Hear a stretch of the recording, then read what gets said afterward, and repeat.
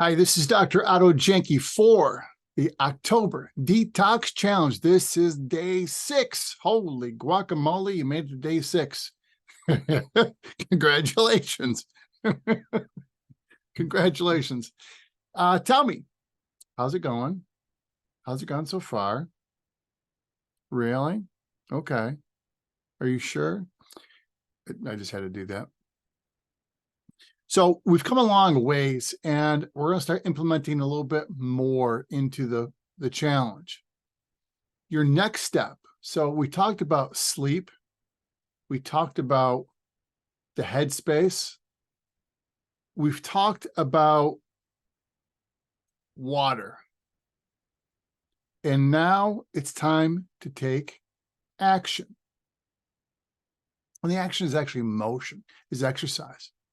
And you're like, oh man, do I have to?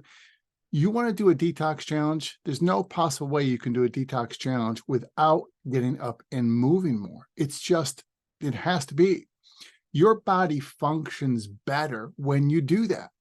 There's a natural detoxing process and elimination process that your body does when it is engaged. So you got to move. So when you start putting together great sleep, or better sleep for you, better sleep, water, headspace, and then motion. My dear Lord, you have got the foundation. You're missing just one major aspect, which is having an optimized nervous system. That's why your patient's here, right? When you start putting those together, you have a foundation for of your body to function better. Function better. That means all of you to work better. Absolutely. Because as you know, being in my practice, where do the nerves go? And the only answer is everywhere. The nerves go everywhere. So when we start putting together the very, very simple aspects, when we start putting the different aspects together, we see your natural processes work better. You just work better. And so what we're going to start doing is, if you exercise, you either one, increase time or increase intensity. One of my favorite things to do is not decrease time, but dramatically increase intensity. I will tell you that I'm a lazy bastard when it comes to exercise. I don't want to go every time. I'm gonna go to bed early tonight so I can get up really early tomorrow morning and go to the gym. And I'm going to hit it hard. I don't want to be there a long time. So I work out harder. I know. I don't want to spend the time there. I also know the benefits to it. I also know the benefits of doing it on a regular basis. My dear Lord, I could do a 7-hour talk on that alone, and I would scratch the surface of all of the benefits you get. One of the cool things it does, it helps the motility of digestion. It helps the train to move along. We don't want the train to get stuck at the station. No, we don't want the train to get run away from us, do we? No, we don't. So we want to have great digestion. One of the simplest things you can do, is get active in your day. I get asked on a regular basis, does it count if you are someone who moves, like you walk a lot during your day, during your job? I understand you put in a lot of time there. I'm going to ask you to not count that towards your day of exercise because of this. Unless you are an elite athlete, I would recommend that we put those things apart.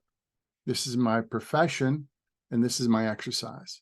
Again, unless you are an elite athlete or professional athlete, in which you get paid to do those things, we try to separate them because we want to do other things.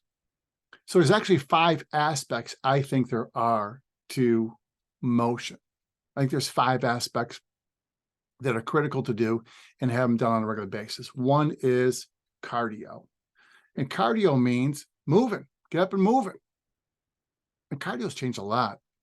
Do you know what's not an easy thing for cardio is skipping rope. I am lousy at it. I look like someone who is lousy at it because I'm lousy at it. But skipping rope's absolutely phenomenal for you. Being on a rebounder, a little trampoline, brown, brown. You're jumping up and down. It's phenomenal for you. Of course, walking. The numbers they look at now is 150 minutes a week, which is 30 minutes, 5 days a week. You can take 2 days, take the weekend off if you'd like to. 30 minutes a day of moderate exercise. And moderate exercise now is seen as moderate paced walking. I think that is shooting so low, it is incredible, because we don't also add in the other 4 aspects. The other 4 aspects are, so we have cardio, we have power, and power is being able to lift, move things. And one of the biggest things you got to move is you. Power. So when I go to the gym, I'll do some walking. I'll walk an easy mile. When I'm on the treadmill, I will do my airplane, Superman, and goal exercises as a warm up. You'll see me on there, and people are like, "What's he working on?" And the answer is everything. But I do my cardio, and then I go lift. And I like to lift. I get a buzz when I'm lifting. I'm not super strong, but I get a buzz when I'm lifting. And that's why I go to the gym. I want the buzz. The days of me being a male model have gone. as if that was ever an option. But I go there. I love to lift because I love the way it feels. I love the way it feels. I've talked to many people about this. There's no real buzz that's like in the gym. And it lasts, they look at the lasting physiologically for like 48 hours afterwards. It's great. So we got cardio, power, and then the 3 that no one talks about, but we talk about it all the time in my office, all the time in Empire Longevity is flexibility, balance, and posture. Oh, he comes back to that thing. Flexibility and balance are intimately entwined. You have to be able to be balanced. Absolutely be balanced. I get concerned about you because when we've done the vestibular test with you, your life will change dramatically if your balance isn't good. And not for the best. It will not change for the best by any means. Flexibility, balance, by the way, those cost nothing to work on. Remember the days when we used to be on the jungle gym and the slide and the swings at the playgrounds? I'm not saying you need to get back there, but we need to do things like that to integrate and regain that portion of us. And the posture is super, it's essential. It's just, I mean, I could do another 7 hours on that alone. I could do 20 hours on that. But we start putting motion into us. We start being much more active. And please don't give me the bullshit that it's going to be cold out. Join the club. That's why we have boots. That's why we have gloves. One of my favorite things to do is on New Year's Eve, I've done it a couple of years, is have a nice dinner, then go for a walk after dinner when it's cold. Boy, you work up you get all that clothing on, a couple layers, the big jackets, the boots, hats. I'm sweating when I get home. Great. Fantastic. So we get the motion going, and motion allows us, one of the greatest detoxes you can have is sweating. Yeah, sweating is a great detox. Your body has a number of ways to get rid of the toxins in you. One is to pee. So how have we helped that? Well, by drinking more water. Number 2, we get more motion so we can work up a little sweat, get the toxins out the skin, out the pores. It's the largest organ. Let's start cleaning that. And of course, the colon. That's the simple one. That's the one everybody always wants to talk about. But those are the 3 most obvious ways. Yes, you can sneeze, cough, and stuff like that. We're going to try not to do that because those are typically signs of defense mechanisms. And we don't want to engage that because we want to be healthy enough where the defense mechanisms aren't engaged like that. But motion is absolutely fundamental and great for us. Simple to do. So, Dr. Janke, where do I start? If you are someone who does not exercise on a regular basis, on your sheets of your calendars going forward, you're going to schedule time. So, as I talked earlier about sleep, my sleep is, I'm a miser on sleep. I don't give it up. So I don't watch the games at night. I don't stay up to watch them. I guess if the Yankees were in the World Series, but I don't have to worry about that. I rarely do. And if I do go to sleep later, I'm going to sleep late. If I go to sleep later, then I'm going to wake up later. And so if I know I'm going to be up at 5 o'clock or even 4:30 tomorrow morning, I'm going to make sure I am adamant on my sleeps. Also as adamant is my time that I exercise. It's adamant. Thursday, Friday, Saturday in the gym, no matter what. And Tuesday mornings. Excuse me, Friday, Saturday, Sunday, and then, yeah, Tuesday mornings. The other days, I can't get into exercise and then get to my office properly. So those are my days. So if I have to put 150 minutes in, then I'm going to do like an hour a day of exercise. And you're going to say, well, that's 4 hours, 150 minutes. That's more than enough time. Okay. No one said we had to cap out at 150. That's the minimum we're supposed to do. No one says you got to cap out. And so when I'm in there, I also do the 5 aspects. I do all 5 aspects: flexibility, balance, and then power and cardio.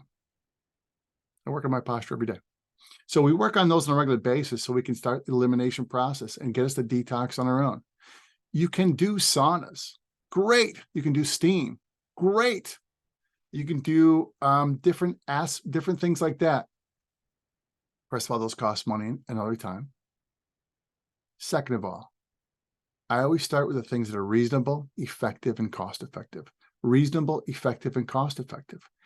Again, when we start putting these together, and I said this on the very first days, is that this becomes a transformational experience for you and not just a transactional. Not just a put the card in, I'm done. This is something I'm going to start planning for myself. There's no one more important than you. That's the truth.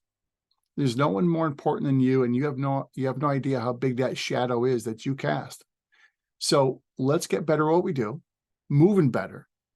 Got to be moving better. There's so many great benefits of exercise. So many great benefits. I really can't. I could do a quick 7 hours on it, and I'd still be ramped up about it. So we put motion into the program. Motion. We sleep, water, head time, and then we move. By the way, you can do the breathing while you're exercising. You can drink the water while you're exercising. So you start looking at these things and you start putting them all together at one time. When you become really cool at this, when you become systematized and you have a process, you find it takes a lot less time than you think. Because you're thinking right now, holy crap, that's all I'm going to be doing. Well, the time you put in now, well, I'll put it to you this way. You can either take the time now or the time will be taken from you in the future. You can either take the time now or the time will be taken from you in the future. Which do you choose? Exactly. Let's make the great choices. Hey, congratulations. We'll see you next time.